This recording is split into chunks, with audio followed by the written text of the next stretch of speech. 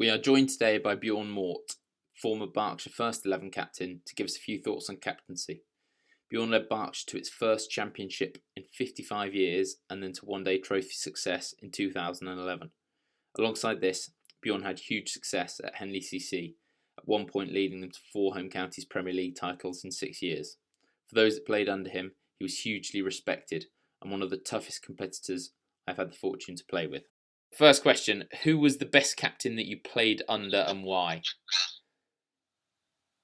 Best captain I played under was a guy called Brian Murphy, ex-Zimbabwean test player. I played with him in Cape Town at UCT, which was the club I was there at the University of Cape Town, and I played under him for about a couple of years. But the reason why I probably put him up there as one of the best captains was he knew the game of cricket inside out. He was always 2 or 3 steps ahead of where he needed to be. So the way I looked as a captain, especially the fielding captain, where you can actually have the most influence on the game, was that you needed to be thinking where you want to get to and how you're going to get there, and be a few steps ahead of the batters and the opposition team. And he was very astute and generally took the most aggressive option, but also knew when to sort of hold back and be a bit more defensive. But he seemed to make decisions, the right decisions. He got those right more times than he didn't, which made him a good captain. But he just gave you that belief that, you know, he knew the roles that everyone had to come in and play, and he was very, very astute and knew the game. As I said, I mean that. He was, and he was an easy guy to lead because he was one of the better players in the team as well. Bowled leg spin, batted 5-6, whacked it, and he was able to I think captains who can make an impact in the game with the bat and the ball helps, so that you can lead from the front. But Brian was definitely, I think, the best captain I've had under in my career. Excellent. That's a really interesting starting point. You were generally pretty well set in your opinions, both tactically on field and equally selecting sides off it. Were those opinions formed as a result of your experiences as a player, and perhaps playing under Murphs? Did captaincy come fairly naturally to you, or did you find yourself getting better at it over time? The key for me was like my opinions and beliefs I had to stick to. Those were formed while playing, and to be honest, I learned a lot in my first few years as a captain, and I generally learned more when we failed or lost. Winning papers over a lot of cracks, and generally everyone's happy. But you can still make mistakes as a captain when you've won games, but they're not as apparent. When you've lost games, you can look back and pinpoint certain parts of that game where you think, geez, I've definitely made the wrong decision there. And so what I did was my opinions were formed from my being able to learn on the job and working all out. I think you find, I can't imagine there's too many captains that think that they were immediately just amazing captain first and foremost. You see people get better and better with time. That's from test captains, your club captains, your county captains. They generally have learned from their mistakes. So I found I always wanted to be a leader. I've always wanted to lead guys, and I enjoyed the pressure that it brought. So for me, it was something I wanted to do, and it made me play better as an individual, having that pressure of leading. Yeah, brilliant. So some of the characters that you had to captain and manage were quite challenging at times. We won't mention any names, but how did you manage each of those individuals, who are obviously very strong-willed in their own sense, and get them going towards a common goal? The way I looked at it, I mean, at the end of the day, you need 11 players to win a game, and on the odd occasion, your superstar, your troubled player might be able to do it single-handedly. But, I mean, the way I looked at it, if they had the team's best interests at heart, then I'd give them some free rein, with the odd occasion of having to have a quiet word with them here or there just to bring them back into line, because you can't really have one guy going against everything that you're trying to create, because your team will be made up of youngsters, senior players, middle of the road players, and you can't have one rule for them and another rule for someone else. So, I thought, I believed if I was a strong and honest leader, I would be able to tell people straight and just, and they'd follow you and they'd sort of back your hard decisions. And often, sometimes you might have to drop someone and then have a word with them and just say, the reason why you've been dropped is because you're not following the line. You stayed out too late, or you're not taking responsibility for your role in the team. So, and I think generally, if you're open and honest with those sort of people, they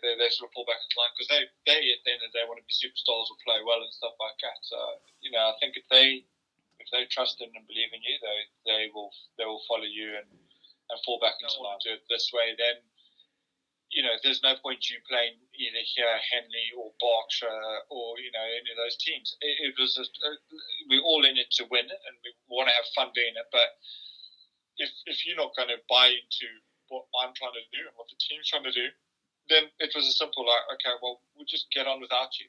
So, but generally, most people, I don't think I ever struggled to captain anyone. There might have been a few here and there, but to be honest, they didn't play much part. If they just because at the end of the day, you need that collective 11. When you walk onto that field, if you've got one or two guys against you, and the problem you have, if you've got one or two guys against you, then it becomes 3, 4, 5, start losing games. They start talking behind your back, and then you've lost your leadership. So you try and root that out early doors. Try and listen to them and find out what their problem is. And then if you're at loggerheads, then that's it. You just got to back yourself and hope your team backs you. But that's what I did. Yeah. Okay, so what element did you find hardest of captaincy? I think the hardest thing for me was not being able to control the game. So, watching from the sidelines after getting out from batting, if you fielded first and now you're batting and then you're out and you're chasing a target, that's you done. You can make a few calls, maybe check the batting line up, but your control is gone, as per se, and that was quite hard. I also didn't enjoy dropping people. Those conversations are tough. But you've got to. I think when I did have to do it, I would just explain to them exactly why they're getting dropped and what they need to do to get back. And generally, people respond well to that.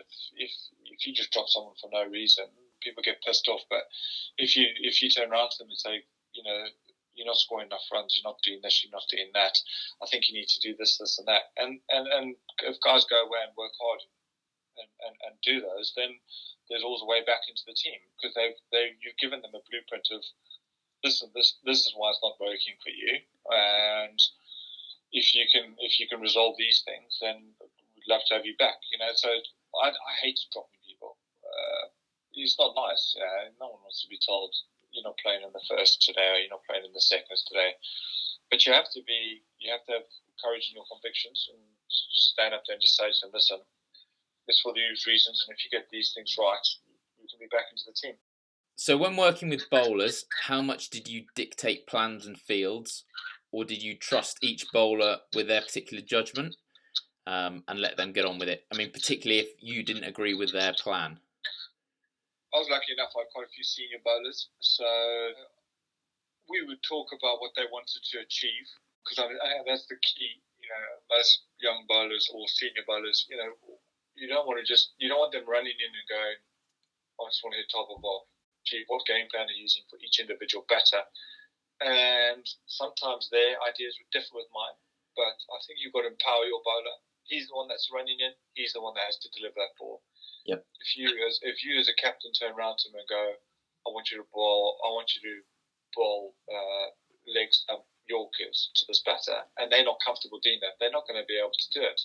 So you got to listen to what they have to say. And I was always a big believer of what do you think? How do you think is the best way to do it?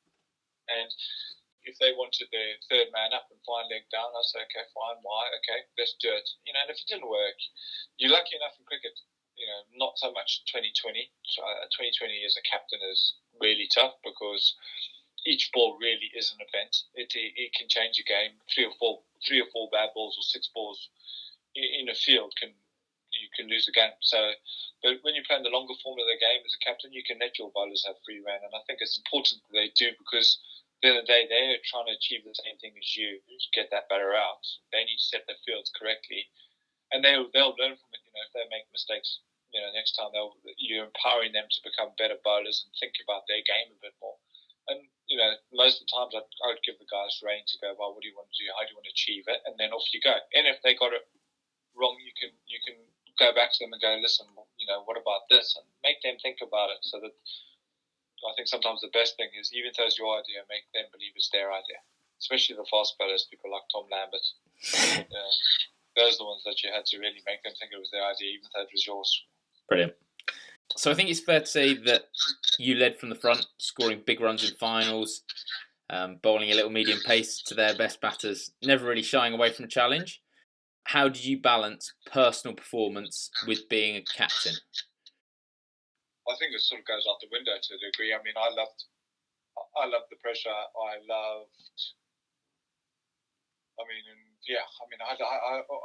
think it brought the best out of me. I remember being so nervous going out to bats and stuff, if it was at Lords or anything else, but I think that brought the best out of me. But the way I looked at it was, I had enormous self-belief, and I knew if I did well as a batter or a bowler, the team would prosper. So, but you had to sort of rein that in, because sometimes it wasn't right, you batting at 4, me batting at 4, me bowling first change or whatever. Or you had to look at what the team's interest was. But further on in my career, I ended up going down the batting lineup to make what I thought was to get other guys opportunities further up the order, because I wasn't going to be there forever. So I sacrificed my own. I could have stayed batting for as long as I wanted, but it wasn't the right decision. So I think as a captain, you've got to look at the bigger picture. And personal performance isn't be all and end all as a captain. The performance of your team and how best you get the best performance out of those other 10 individuals and create them team is what sets you apart from good captains or great captains. Yep. I vividly remember being really well looked after by you as a youngster. Was that a conscious effort for all young players that came into the team? Most definitely. I remember my first experience of playing senior cricket. I was 16 and we were playing in South Africa, and Brett Schultz and Merrick Pringle trying to bounce my head off, and I was a young opening batter. I remember being in mid-off, and one of their main batters, I think it might have been Joel Cullis or Gary Kirsten, popped literally off drive straight to me like a lollipop, and I dropped it, and he ended up getting about 120, and no one put an arm around me or anything. And I remember the feeling in the dressing room afterwards, and I sort of said to myself, if I'm ever a senior player, there's no ways anyone's going to feel like that. So I think when you got young guys coming into the dressing room, the most important thing is you got to feel comfortable and that they belong there. Even if they're a 12th man, you get them involved, you make them feel good, because those guys are one day either going to be a captain, a coach, a senior person in that team when you long gone. And how you mentally prepare them and how they want to be then is very important for them going forward. If they don't feel wanted or loved, then you're not going to get the best out of them. When you eventually pick them or when you want them to bowl or whatever, you've got to give them confidence. So for me, that was a huge thing. I needed to make sure that those young guys were looked after more so than anyone else, because they needed it at that time until they grow into their own sort of players, and then you can let them go. There's another crop of youngsters coming through. So for me, it was very important. Yeah, and I think you did that exceptionally well. How did you deal with players when they performed poorly? Was that an individual approach? Was that knowing your player, I suppose? Yeah, some players you could call out in the dressing room. I never did that. I didn't like it. I didn't think you need to single anyone out. I'd rather single everyone out. So I'd single out a batting unit or a bowling unit or us all together as a fielding unit. And I think if someone's performing poorly, it's an arm around the shoulder and a chat to find out what's going on. Because I think people need to remember that cricket's only a game, and there might be someone struggling with form, but he's got other things going on at home, with work, or anything else. So I think sometimes you've got to put an arm around them and have a chat with them, find out what's going on personally sometimes, and try to get the best out of them. I think singling people out in a dressing room never really works, because, you've got 10 blokes there looking at one guy, shouting at him, saying, "You're an idiot," Depending on who your character was, you've got a strong character there. And if they're puffing their feathers out like a peacock, you need to take them down a few rings in front of the rest of the guys. It all depends on your personality and who that person was. Some people perform better being G'd up and encouraged, and some people need to be taken down a few. It all depends on the individual. Great. You had a huge amount of success in your career as captain, but we also lost out in some finals, some big games, some crucial games. However, you always seem to get players and teams to bounce back from these moments and win the next game or the next final the following week. What are the most important things for captains to remember during difficult moments, and how did you manage this as a captain personally? Well, I think the hardest thing was losing the final in Lords 2008. I remember being pretty crestfallen afterwards. I don't even think we had much of a team meeting afterwards in the dressing room. But I do remember going into showers afterwards, and there were a few guys in there, a couple of batters, Junior, Crow, John and McLean, and they were all sort of down and out. And I just said to them, "Guys, you know what, I think we're going to win the championship this year." They were like, "Please, man, we're like 28 points behind with 2 games left." I said, I think it would just happen. And we did. We won it. I think current captain James Morris, we were playing Wiltshire, the buddy leg spin for me, hit their number 11 on the toe, given out LBW. And then we had to wait 45 minutes because I think we needed Devon to lose. And sure enough, Devon didn't beat Cornwall. We were Western Division champions. And then played Lincolnshire in the final, which rained for 3 days. And Cole Crow ended up taking 16 wickets in about 3 sessions for us to win it. But I think when stuff's hard, you've got to realise that. I think as a captain, the most important thing you can do is learn from those losses and make yourself better, make the team better. I think when you've got your group of players at the lowest point after a big final loss or something like that, that's when you can have some really honest conversations with them and how you don't want to be back in that situation. So that's what I found was the best thing. Out of those losses, you'll be able to galvanise your boys to go, "This does not feel good. We do not want to be back here. How do we make sure this doesn't happen again?" So that, for me, was key in going, "Right, guys, come on, let's focus on the next thing. Focus on how we can be better. What have we been poorer? And now let's go forward so that we never have to be in this situation again." Yeah, it's interesting because the way that's recalled, that story after the Lord's final in 2008, is that you didn't miss a beat, and everybody kind of speaks to that effect. So it's quite interesting to hear you say you were really crestfallen, but actually the way it's remembered across the playing body is that straight away it was next thing, next moment.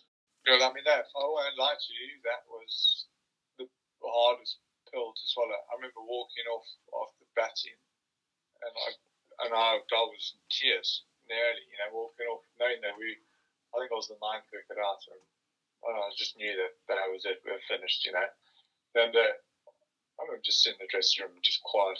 But I know a lot of senior players there, Cole Crow, Richard Johnson, we had quite a big dressing room, and I just remember saying to them, "Our season's not over. It can't be over because we're still in the championship. Even though we are behind by certain amounts, we can still win our last 2 games, which should be enough to win us the Western Division if Devon slip up," and they did. So, I suppose when you are at your bottom, rock bottom, you can only go up, and you've got to make sure that everyone else believes that. Because if you wallow too long, you're not going to win another game, are you? You'll spiral out of control. Yep. 2 questions to sum up. What, in your opinion, are the most important things about captaincy? You've got to be honest at all times. You've got to work hard yourself. You have to set some sort of example. I'll be honest with you, I wasn't the best trainer. I like to set my example on the morning and on the field. But it depends how you want your team to play. But you can be blinded with words. I think if you can have short, concise points that you make to your team. I sometimes use a few too many swear words in my team talks. But I don't remember that. No, you were too young. But it was to get the guys up and go, "Come on, let's go." So it was. I try to keep most of the things short, sharp, and right, let's focus on a few things and trust. You trust your guys. You can't do it. You can't bowl and bat for that team all the time. You can't take every catch. You need to be able to back your own decisions, believe in them totally, and back your players fully once you're on that field. Spot on. Brilliant. And then finally, what tips would you give to any young aspiring captains? Learn from your failures. You won't win every game. It's impossible. You cannot win every game. But make sure that you sit down and assess why you lost the game. And it might not have been your decision making. It might have been a few poor shots here and there. You could have done everything right as a captain. But make sure you take every game, win or lose, and try and work out in your head what decisions you made, whether you think they're right. Because hindsight's brilliant. At the time you make a decision, you don't know the outcome of it. You're hoping what the outcome is. You're not sure what the outcome is. Only after a game can you look back and go, you know what, we should have had a spinner on that. I shouldn't have been a seamer. And work out your reasons why you made those decisions. So that when you're in that situation again, you make the right decision, you make the right call because you've learned from what's happened last time. It's not an easy job, but if you don't enjoy it, definitely don't do it. You've got to love to lead. You've got to love to be there in front of the guys, and you've got to be the man that's going to lead them into battle. You've got to run from the front. So if you don't like doing that, rather leave that pressure to someone else. But you've got to really have a hunger for it. You look how well James Morris has done with the current team. You could always see he was always a good captain. He was a very good leader, spoke well. He wanted it. And I think that's what made him a good captain. He wanted it. Sometimes captaincy is forced onto you and you don't really want it. Be honest with yourself. And if you want it, go for it. Bjorn, that's absolutely fantastic. Some really great insights into captaincy there. We really appreciate you taking the time to answer a few questions. Thanks. Fantastic. Hopefully Tom Lambert doesn't listen to this.